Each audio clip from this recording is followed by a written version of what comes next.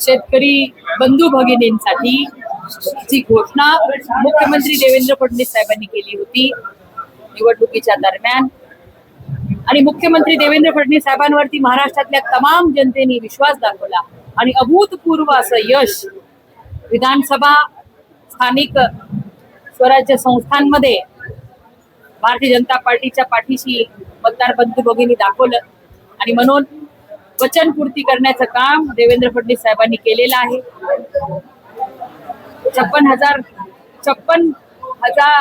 56 लाख शेतकरी बंधू भगिनींना ह्या 2 लाख रुपयापर्यंतचा कर्जमाफीचा फायदा या ठिकाणी होणार आहे. आज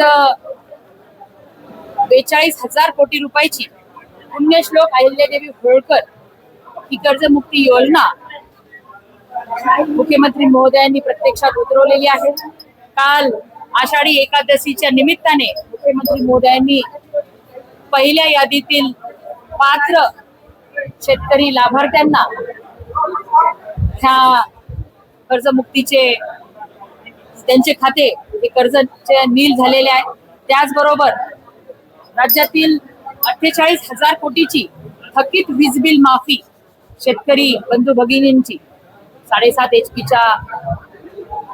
जी पेंडिंग होती ती करण्याचं काम मुख्यमंत्री महोदयांनी केले.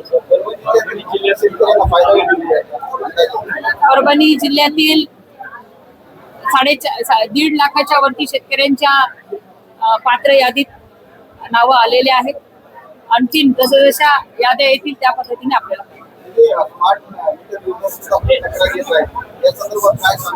बघा, वारंवार मी सांगितलेलं आहे, स्मार्ट मीटरच्या कुठल्याही अडचण नाही. आपण किती युनिट वापरतो ते आपण चेक केलं पाहिजे आणि त्यानुसार आपल्याला बिल.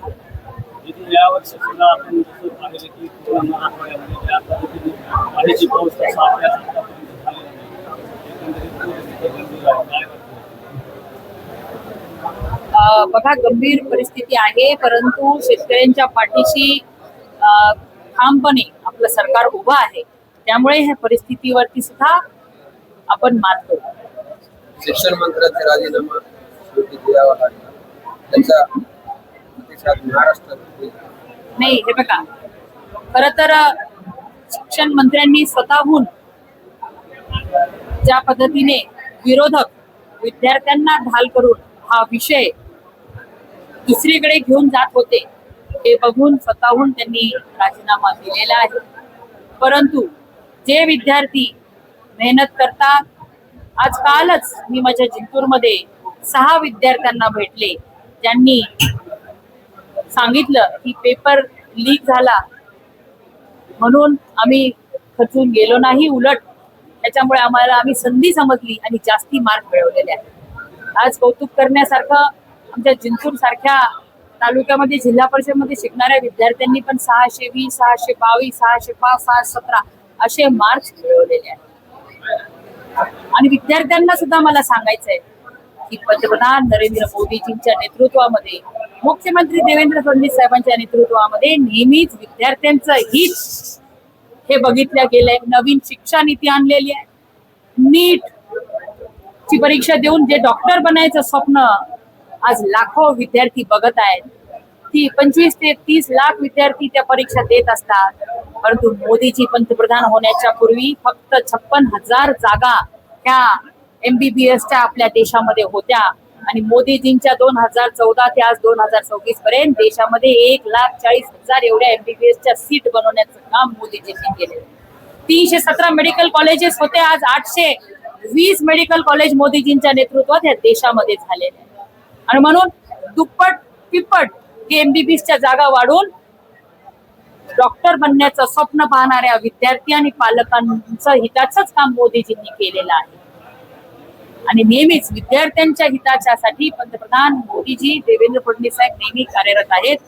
विरोधक विद्यार्थ्यांची ढाल करत आहेत आणि विरोधकांनी कुठल्याही मुद्द्याला राजकीय विषय बनवू नये. जे आरोपी आहेत त्याच्यातले आरोपींवरती CBI चौकशी लावलेली आहे. 10 वर्षाची शिक्षा, 10 कोटी रुपये दंड, की जेणेकरून यापुढे कुणीही असं चुकीचं काम विद्यार्थ्यांच्या भविष्याच्या आड येणारं काम करू नये म्हणून मोदीजींनी हा निर्णय घेतला. म्हणजे शेतकरी या कर्जमुक्तीमुळे शेतकऱ्यांच्या आत्महत्या थांबतील. निश्चित थांबल्याच पाहिजे, कारण की एवढं मोठं सरकार आहे देणारं, परंतु जे शेतकरी बघा, आता मी सांगितलं कलेक्टरांनाच मी सांगितलं होतं जिल्ह्यात अभ्यास करा, तर एकही जे आत्महत्याग्रस्त आहेत खूप कमी असे आहेत की ज्यांच्या स्वतःच्या नावावर कर्ज होतं. कुटुंबाच्या कुठल्या 1-2 व्यक्तींच्या नावावर कर्ज असेल तर त्याचा आधार घेत आत्महत्या काही तरुणांनी केलेल्या आहेत. त्याला वेगवेगळी कारणं आहेत, परंतु आपण सगळ्या अभ्यास करू आणि यापुढे आपल्या जिल्ह्यामध्ये शेतकरी आत्महत्या होणार नाही याच्यासाठी आपण काम करू.